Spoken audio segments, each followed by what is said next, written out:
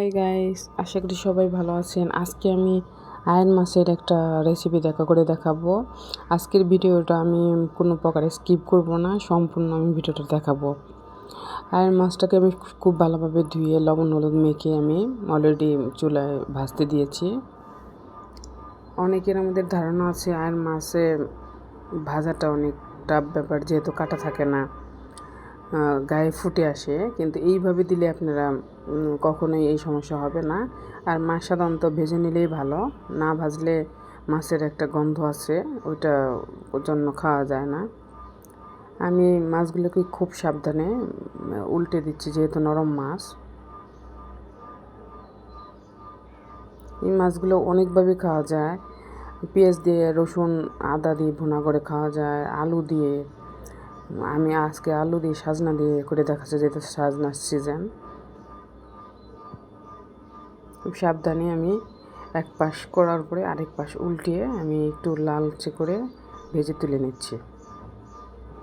মাছটা এমন করে ভাজবেন, খুব বেশি মচমচে হবে না, একটু লালচে এরকম টাইপের হলে নামিয়ে নিচ্ছি।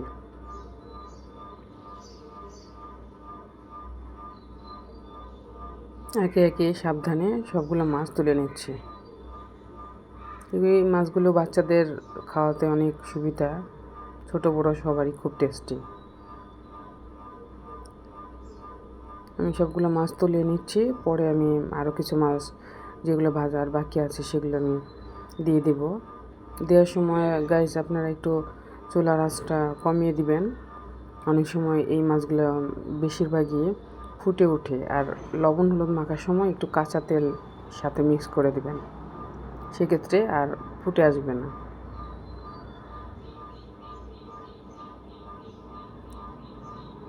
এরকম করে মাছগুলো আমার ভাজতে হবে। এখন এক পাশ হওয়ার পরে ওই অন্য পাশটা উল্টে দিচ্ছি। এই মাছগুলোর থেকেও কিন্তু অনেকটা তেল বের হয়।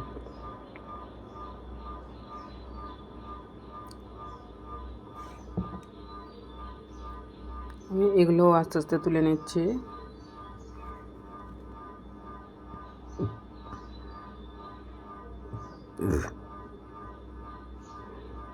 সেই একই তেলের মধ্যে আমি তেলটা এই রান্নায় ইউজ করব।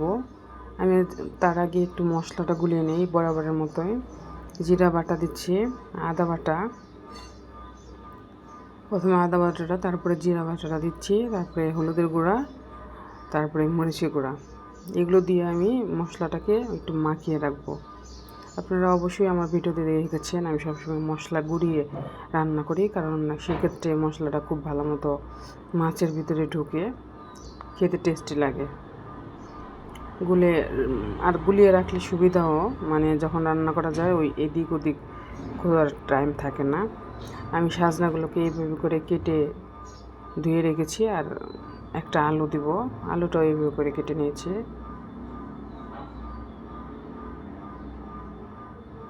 এখন ওই মাছ ভাজার তেলের মধ্যেই আমি ওই মাছ ভাজার তেলটা আমি ইউজ করবো, এগুলো ভেজে নিব, কারণ মাছের যে ফ্লেভারটা এই সবজির মধ্যেও ঢুকবে। এর জন্য আমি, অনেকে আছে মাছ ভাজার পরে সেই কালো তেলটা ইউজ করে না, কিন্তু আমি সবজি ভাজার জন্য দিব। খুব বেশি কড়া করে ভাজতে হবে না, একটু হালকা একটু ভেজে নিলে আমি তুলে নিব।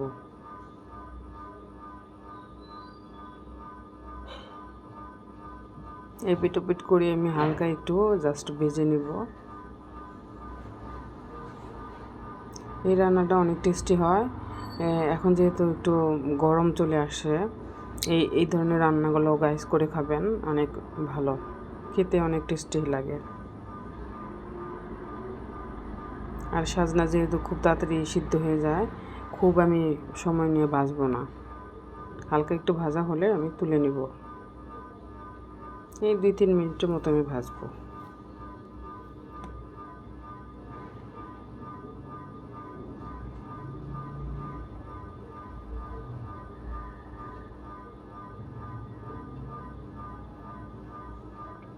অনেকেই আছে এই রান্নার মধ্যে রসুনও ইউজ করে, রসুনও দিতে পারেন আপনারা, কিন্তু আমি রসুন ছাড়াই করে দেখাচ্ছি। এইভাবে করে এগুলো আমি তুলে নিচ্ছি। এখন আরেকটু আমার তেল লাগবে, যেহেতু সবগুলো ভাজার পরে তেল অনেকটা কমে আসছে। এখন আরেকটু তেল দিয়ে আমি পাঁচফোড়ন দিব। পাঁচফোড়নটা যখন একদম ভালো মতো পুড়ে ফ্লেভার চলে আসবে, তখন আমি ওই গুলানো ওই মশলাটা দিয়ে দিব।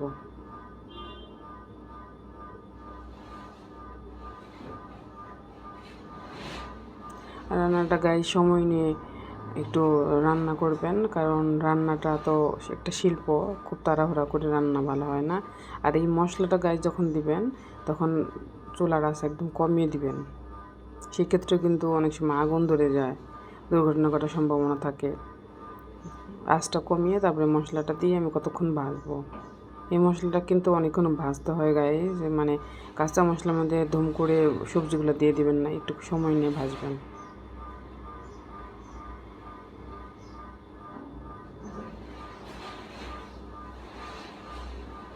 একটু সামান্য পানি দিয়ে আর একটু ভাজবো, কারণ আমি পানিটা দিলাম নিচে একটু লেগে যাচ্ছিল। আর একটু ভাজবো, ভাজার পরে তারপরে আমি সবজিগুলো দিয়ে দেব।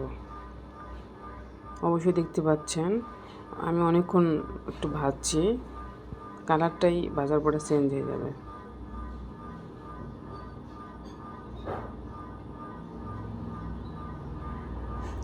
এই রান্নাটা ইলিশ মাছ দিয়েও টেস্ট হয়, যে কোনো মাছ দিয়ে ভালো লাগে, কাতল মাছ দিয়েও খুব টেস্ট লাগে খেতে।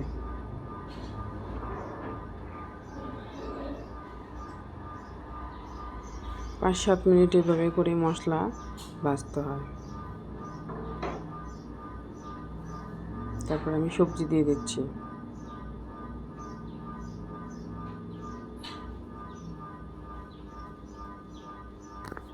সবজিটা দিয়ে আমি লবণটাও দিয়ে দিচ্ছি।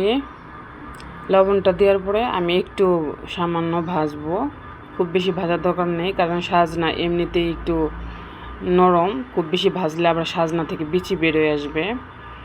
আর একটু ভাজবো কিছুক্ষণ, 2-3 মিনিটের মতো, তারপরে আমি ফাইনালি পানিটা দিয়ে দেব।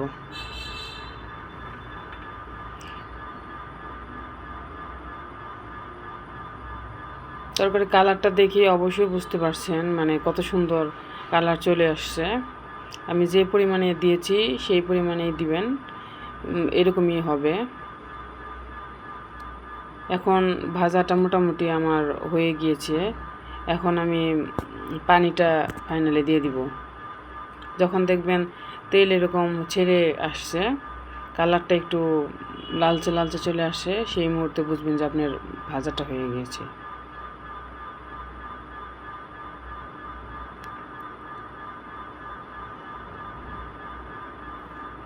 পানিটা এমন পরিমাণে দিবেন, অনেক বেশি দিবেন না, আবার একদম কমও দিবেন না।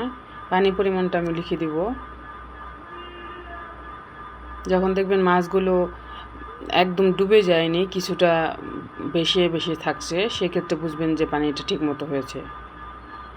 পানিটা ফুটে আসা অবধি আমরা অপেক্ষা করছি। পানি ফুটে আসলে তারপর আমি ভেজে রাখা মাছটা দিয়ে দেব।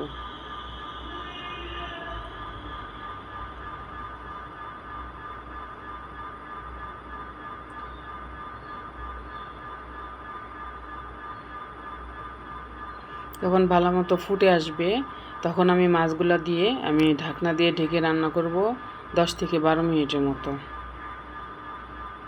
আমি আগেই গাইজ বলছি, এগুলো নরম মাছ, খুব সাবধানে রান্না করবেন। মাছ দেওয়ার পরে আর লাড়াচাড়ার দরকার নেই, জাস্ট মাছ দিয়ে আপনি ঝোলটার সাথে মিক্স করে ঢাকনা দিয়ে ঢেকে দিবেন। বেশি লাড়তে গেলে নতুন যারা রান্না রাঁধুনি আছেন, তারা মাছ দেখা যাবে সব ভেঙে গিয়েছে। এর জন্য আমি কড়াইটাকে আমি দুই পাশ থেকে লেড়ে মিশিয়ে নিচ্ছি।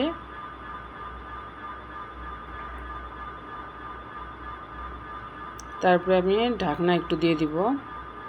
ঢাকনা দিয়ে রান্না করব 10-12 মিনিটের মতো। এর মধ্যে আমার রান্নাটা মোটামুটি হয়ে যাবে। কড়াইয়ের আঁচটা একটু কম রাখবেন, আমার রান্নাটা অনেকটাই হয়ে গিয়েছে। আমি একটু, যেহেতু সাজনা দিয়েছি, একটু চিনি দিব আর একটু গরম মশলা দিব। সাজনা, পটল, ফুলকপি এগুলো দিয়ে রান্না করলে সাধারণত একটু চিনি ইউজ করবেন।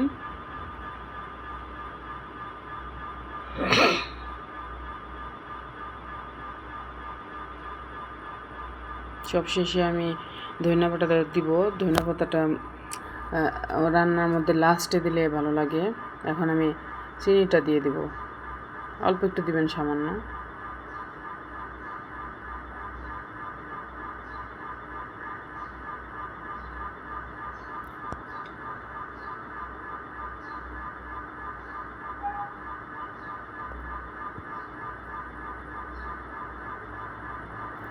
কিছুটা ঝোল রাখবেন, একদম টেনে যাতে না যায়। তারপরে এখন আমি ধনিয়া পাতাটা দিয়ে দিব। রান্নাটা মোটামুটি ডান। একদম লাস্ট মুহূর্তে ধনিয়া পাতা দিয়ে একটু উল্টে, মানে কড়াইটাকে একটু লাড়বেন, লেড়ে কোনো খুন্তি বা মাছ দেওয়ার পরে ইউজ করবেন না। অন্য মাছ, কাতল মাছটা হলে ইউজ করতে পারতেন, কিন্তু এই ক্ষেত্রে পারবেন না, নরম মাছ। আমার রান্নাটা মোটামুটি ডান। কালারটা দেখে অবশ্যই দেখতে পাচ্ছেন কত সুন্দর কালার হয়েছে, খেতে অনেক টেস্টি। আশা করি বাসায় ট্রাই করবেন। ভালো লাগলে সাথে থাকবেন, সাবস্ক্রাইব করবেন। বাই, খুদা হাফেজ।